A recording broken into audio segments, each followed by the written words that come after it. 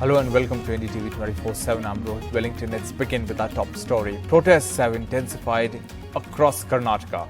Groups of protesters threw stones at each other and students at a college put up a saffron flag on Tuesday in an escalating hijab versus saffron scarves protests in Karnataka.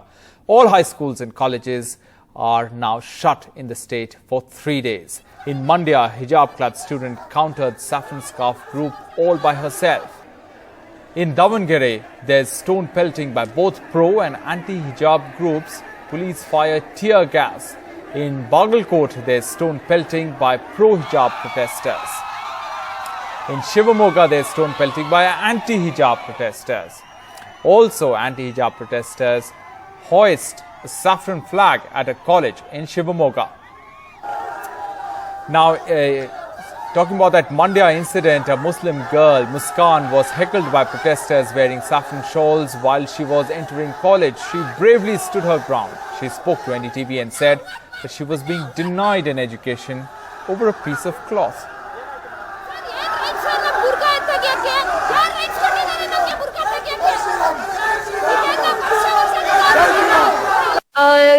Somehow some members were from outsiders and also from 10% from college, but all were the outsiders. Our principal and all the lecturers have supported me. Actually, principal has nothing, he has said nothing. These outsiders have started this. Sir, I am feeling safe with sir because from morning till now, every police, everyone are coming and telling that we are with you. They are just for a piece of cloth, they are ruining our education, sir. A lone Muslim student wearing the hijab entered the PES college in Mandya district in Karnataka. This anti-hijab protest started even though there was no pro-hijab protest or incident like in earlier incidents. Unfazed by the massive show of strength by the students clad in saffron, terrorizing her with slogans.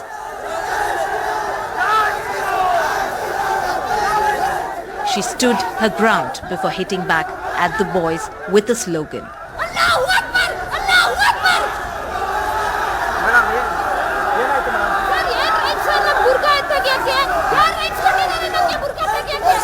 And after being escorted by the college staff to her classroom. Hours ahead of the Karnataka High Court hearing on the right to wear a hijab in educational institutions, sporadic hijab versus saffron protests broke out in at least 4 places. Protests intensified and spread to Shivamogga district. Violence broke out inside the government PU college campus in Shivamogga, where a group of saffron-clad anti-hijab group protested. Stones were pelted and a saffron flag was hoisted, following which the district administration banned crowds till Wednesday midnight. In Bagalkot, the crowd pelted stones, injuring 2 police officers and a teacher. To quell the unruly mob, the cops resorted to lathi charge the crowd.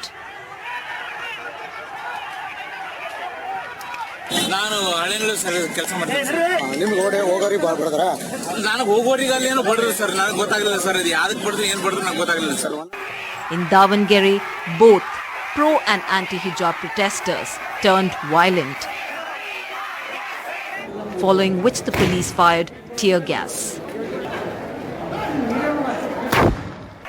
As protests intensified and spread, Chief Minister Basavaraj Bommai ordered closure of all high schools and colleges for 3 days. Asking all the concerned people from outside not to have a provocation statements and not to provoke. That's why we have put our stand in front of the High Court legally, and that will be scrutinized by the judiciary. And let the judiciary come out, then we will abide whatever the court says. The confrontation that started with just a handful of students clad in saffron versus hijab slowly turned into a massive show of strength. If the rule has been brought by an upper official, it's it's obvious that everyone should follow it. They can't follow the uniform code. We will also start with the orange shawls and all. He has told if we want to attend the classes, we are supposed to remove our hijab. I have been studying here for past 5 years and they have never told anything. Right now, why are they telling us not to wear it? While the Karnataka government has ordered closure of all high schools and colleges for the next 3 days, the High Court that is hearing the petitions filed by the students who are fighting for their right to wear hijab inside educational institutions has requested the student community to maintain peace. The court will resume its hearing on Wednesday. In Udupi, with DM Kumar, Shrija for NDTV. And these protests happened as High Court was hearing the case. Hearing will continue in the court tomorrow, and the court has requested students and public to maintain peace. Moving on to the other big story. For a second day, Prime Minister Modi attacked the Congress party in Parliament, this time in the Rajya Sabha. The Prime Minister hit out at the Congress, calling it a dynastic party. Congress MPs staged a walkout. Here's the full story.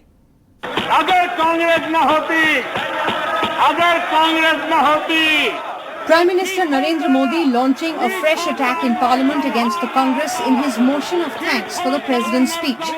After calling it the leader of the Tukre gang, or what his party also calls urban Naxals, the PM said the Congress can't think beyond its dynasty, going on to hold the party responsible for several things, including, as he put it, burning women in tandoors. Congress की कठिनाई ये है, dynasty के आगे उन्होंने कुछ सोचा ही नहीं। भारत के लोकतंत्र को सबसे बड़ा खतरा परिवारवादी पार्टियों का है, ये मानना पड़ेगा। अगर महात्मा गांधी की इच्छा के अनुसार कांग्रेस न होती तो क्या होता? लोकतंत्र परिवारवाद से मुक्त होता। In protest, Congress MPs walked out of the Rajya Sabha. मैंने 3 चीजें कही थी, इन चीजों का जवाब प्रधानमंत्री ने नहीं दिया। If you like abusing the Congress, if you like abusing Jawaharlal Nehru, be my guest. I shall now put the amendment to vote. Those in favor will please raise their hands and say aye. Those against will please raise their hands and say no. As the Congress members walked out, the President's address was accepted without any of the 89 amendments sought by the opposition, as the government had more votes. Opposition parties had moved around 89 amendments to the President's address in the Rajya Sabha. Earlier, former Finance Minister and Congress leader P. Chidambaram, who had been singled out by the Prime Minister yesterday, hit back, raising issues of the COVID deaths and the migrants crisis at the start of the pandemic. There is no data available on the Tukre gang. There is no data available on oxygen shortage deaths. There is no data available on the bodies flowing on the rivers. There is no data available on how many migrants walked back to their homes. This is a no data available government, otherwise NDA government. With Arvind Gunasekara in New Delhi, Anusya Mathur for NDTV. But I have some data, sir. Now, the BJP released its manifesto for UP, promising free electricity for irrigation purposes for all farmers and employment to at least one member of each family, free LPG cylinders for women on the occasion of Holi and Diwali. The Samajwadi Party also promised 2 free cylinders for the poor each year. Mamata Banerjee campaigned for Akhilesh Yadav. She said, if Bengal can, so can UP. The 2 big rivals in UP releasing their manifestos full of claims and promises hours before campaigning stopped for voting to 58 seats on Thursday. कुछ दिन पहले ही Samajwadi party के अध्यक्ष जी ने हमारे घोषणा पत्र को लहराते हुए कहा था, इसमें से कितना पूरा हुआ। मैं आज उत्तर प्रदेश की महान जनता को इसका जवाब जरूर देना चाहूंगा। 2017 के संकल्प पत्र में 212 संकल्प थे, उसमें से 92% संकल्प को आज हम समाप्त करने के बाद फिर से आपके सामने हमारा संकल्प पत्र लेकर आए। आप उनका संकल्प पत्र उठाइए, आप देखिए कितना पूरा किया उन्होंने। और भारतीय जनता पार्टी को आज जब नया संकल्प पत्र ला रहे थे तो पिछले संकल्प पत्र के लिए कम से कम 2 मिनट मौन रखना चाहिए था। Both manifestos reflected individual campaigns by the parties. The BJP promised a blanket 10-year jail term under the controversial Love Jihad law enacted by Chief Minister Adityanath. Akhilesh Yadav promise zero tolerance against hate speech and crimes. Both promised free electricity for farmers for irrigation, but no word on how to end the 11,000 crore plus outstanding dues. बिजली तो free होना चाहिए। कहते 5,000 6,000 महीने में आता है बिजली। अब तो चुनावी घोषणाएं सभी करेंगे, पहले से तो कोई नहीं करता है। Another key promise from both parties, jobs. In the last elections, the BJP had promised 70 lakh jobs, and the Chief Minister claims 2 to 3 times that number have been generated. But this claim is met with disbelief in Prayagraj, Uttar Pradesh's coaching hub, where this assault by UP cops on students after a railway jobs protest a fortnight ago generated much outrage. अगर नौकरी देना ही था तो पहले भी दे सकते थे। ये अभी चुनाव आया है तो अभी आप बता रहे हैं कि 5 साल में अगले हम दे देंगे, और जैसा कि कह रहे हैं कि हर परिवार में एक नौकरी देंगे, वो तो संभव ही नहीं है पहली बार तो। Before the manifesto war, they show of strength at the Samajwadi Party office, with Bengal Chief Minister Mamata Banerjee at the side of Akhilesh Yadav, with a simple message. If Bengal can keep the BJP out, so can Uttar Pradesh. आज BJP Hindustan के लिए एक खतरा party बन गया है। The BJP Sankalp Patra and the Akhilesh Mamata counter came less than 48 hours before the crucial assembly election in UP begins. From the state's western part, the hub of the farmers' agitation, where a good performance will be crucial for both the BJP and Mr. Yadav. In Lucknow, with Saurabh Shukla and camera person Rajesh Gupta, this is Alok Pandey, NDTV.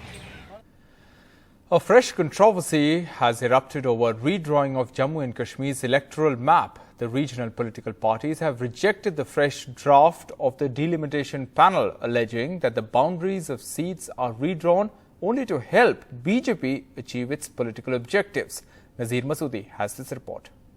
The Delimitation Commission to redraw J&K's electoral map had first come under criticism in December after it proposed allotting 6 more assembly seats to BJP-dominated Jammu against just 1 seat in Kashmir, despite Kashmir having a higher population. Now a fresh controversy after the commission, headed by a retired Supreme Court judge, has released a fresh draft redrawing boundaries of assembly seats, which again political parties claim is to favour the BJP.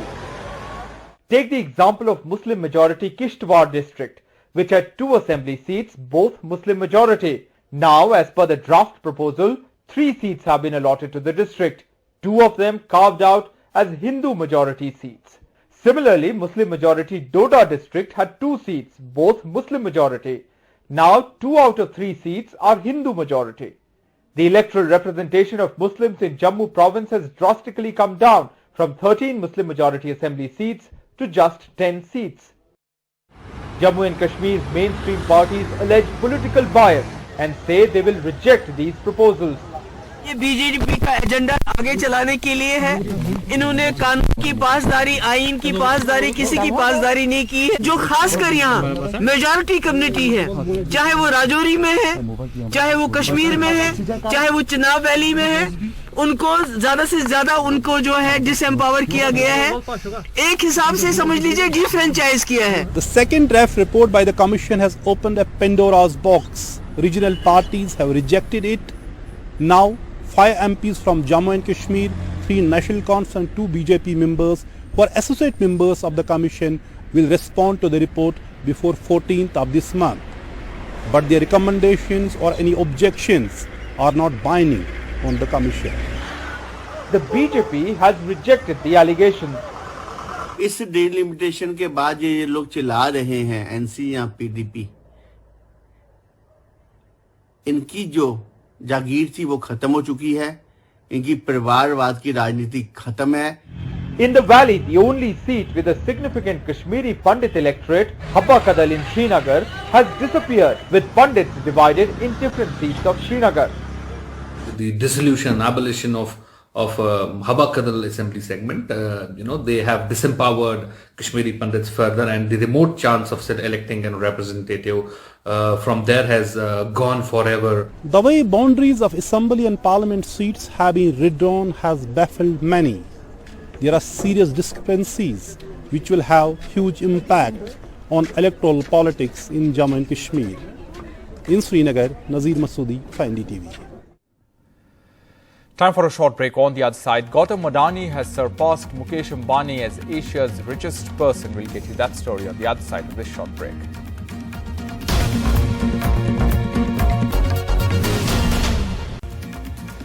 Welcome back. The Tamil Nadu Assembly has once again adopted a bill seeking exemption for the state from the National Entrance Eligibility Test or NEET for aspiring medical professionals. The bill was rejected by the governor last week. Sam Daniel reports. மாண்புமிகு பேரவைத் தலைவர் அவர்களே, மேற்படி சட்ட முன்வடிவு மீண்டும் நிறைவேற்றப்பெற வேண்டும் என கோருகிறேன். First, for the Tamil Nadu Assembly, all parties except the BJP voted for the NEET exemption bill for the second time and resent it to the governor, who had rejected it last week, saying it would affect interests of poor and rural students. The House reiterated the contrary, that the NEET favors affluent students and denies opportunity to poor and rural students who can't afford private coaching. The bill excludes Tamil Nadu students from taking the All India medical test. But the governor's rejection has set the stage for a state versus center clash. இந்த சட்ட முன்வடிவை திருப்பி அனுப்பியதன் மூலமாக நமது தமிழ்நாடு மாநிலத்தின் உரிமை கேள்விக்குறியாக்கப்பட்டிருக்கு. இந்த சட்டமன்றத்தினுடைய இறையாண்மை கேள்விக்குறியாக்கப்பட்டிருக்கு. மாநில சுயாட்சி மீது தாக்குதல் நடத்தப்பட்டிருக்கு. ஆனால் நாம் வெற்றி பெறும் வரக்கூடிய வரையில நாம் இந்த போராட்டத்தை விடமாட்டோம் என்பதை இந்த மாமன்றத்தில் அழுத்த நிறுத்தமாக தெரிவித்துக் கொள்கிறேன். Even the opposition AIADMK supported the government. We are against the NEET. I mean, AIADMK policy, we are against the NEET. The BJP walked out, justifying the governor's response. The honorable governor is right in sending back the bill to the students and the parents. Now they started accepting the NEET. We are with the people. We are with the students. We are not being isolated. At least 20 students, including toppers, have died by suicide after NEET was made mandatory in 2017. The NEET exemption legislation has also turned into a battle between the ruling DMK and the governor, raising questions on the governor undermining the powers of the state legislature. The state government hopes this time the governor would forward the bill to the president, but the battle may have just begun. In Chennai with Suresh, Sam Daniel, for NDTV. In some of the news, after Hyundai, KFC and Pizza Hut tweeted in favor of separatists in Kashmir, the Ministry of External Affairs in a statement said that this matter concerned India's territorial integrity and there could be no compromise. South Korea has also regretted offence caused by Hyundai Kashmir Post. After South Korean auto giant Hyundai, American food chains KFC and Pizza Hut tweeted from Pakistan-based accounts in favor of a Kashmir separate from India. The foreign minister himself intervened, tweeted he had raised the Hyundai issue with his South Korean counterpart. Later, America's top diplomat in Delhi was summoned by the foreign ministry, although the MEA has not confirmed if it was over the tweets by the two US fast food companies. The government's message: India welcomes foreign investments, but foreign companies cannot put out false and misleading comments about India's sovereignty and territorial integrity. Both the social media posts have been deleted after an outrage on social media with hashtag boycott KFC and hashtag boycott Pizza Hut started trending on Twitter, followed by an apology from KFC India, Pizza Hut as well as Hyundai, which is India's second largest car manufacturer. With Vishnu Som, this is Divya Vadva for NDTV. And finally, according to the Bloomberg Billionaires Index, Gautam Adani is the world's biggest wealth gainer and now Asia's richest man. Gautam Adani has overtaken Mukesh Ambani as Asia's richest person with a $12 billion jump in his personal fortune in 1 year. With Adani Wilmar's stock market debut at ₹227 per share, Gautam Adani adds another $3 billion to his net worth and becomes Asia's richest man as per the Bloomberg Billionaires Index. Gautam Adani's net worth touched $88.5 billion, overtaking Mukesh Ambani's at $87.9 billion. With almost a $12 billion jump in personal fortune, Adani is also the world's biggest wealth gainer this year. Some of Adani Group's listed stocks have zoomed over 600% in the past 2 years. Experts believe the group's foray into green energy and infrastructure is set to play a crucial role for India to meet the carbon net zero target by 2070. The Billionaires Index comes at a time when Congress leader Rahul Gandhi has hit out at wealthy industrialists, including the Adanis and Ambanis. After Mr. Gandhi referred to Ambani Adani as the double COVID variant, Prime Minister Modi hit back and reminded him of earlier Congress governments that were branded as the Tata Birla Sarkar by their own allies. Leaving politics aside, this fresh ranking is also a reminder of how India's rich have doubled their fortunes during the COVID-19 pandemic, while the poor have been ravaged, showcasing the stark inequality that continues to surface. Sakshi Bajaj for NDTV.